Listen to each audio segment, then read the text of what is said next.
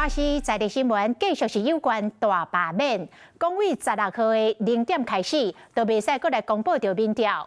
啊，中选会主委李进勇讲，就参化告急告急，可能嘛去触犯着相关的规定。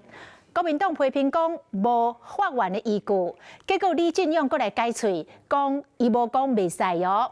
啊，民进党是替伊讲话，讲所有的规范，这罢免甲反罢免的双方拢适用。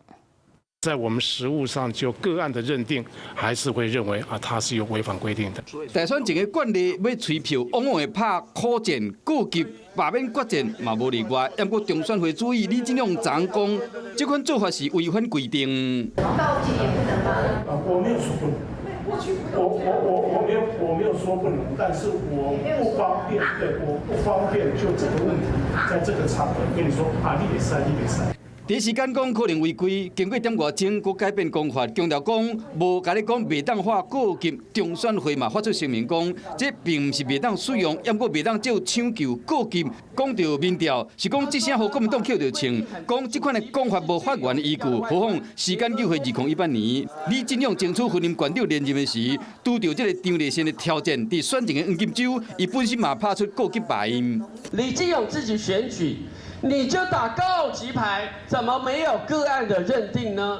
只许州官说屁话，不准百姓喊告急。所有的规范对于罢免或反罢两方其实都是一样适用的。难道对于国民党委员来说，中选会也要成为他们协助反罢免的一份子吗？